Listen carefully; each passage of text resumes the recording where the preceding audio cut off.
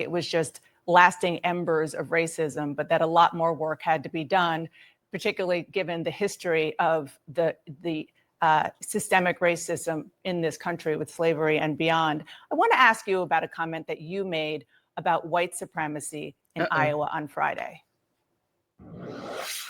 I've never once encountered that yet. I'm sure the boogeyman white supremacist exists somewhere in America. I've just never met him.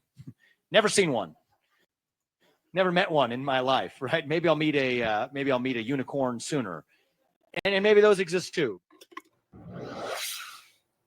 So just because somebody hasn't encountered one doesn't mean that the notion of white supremacy doesn't exist as a threat in America. What do you think goes through the minds of the families of the 3 victims in yesterday's shooting when they hear you say that white supremacy is basically a fantasy?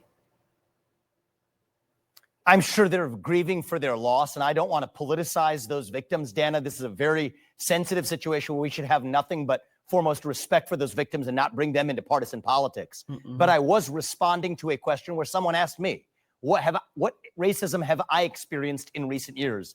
And I answered honestly, most of that racism has come from the... Okay, he didn't answer the question, and it's a bit too much for me to handle.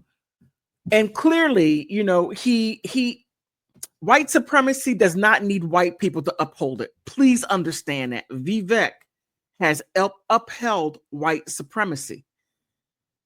Just understand that he comes from a culture of racism. So he, as you could see, he had no problem. Oh, racism doesn't exist, and it's a fantasy.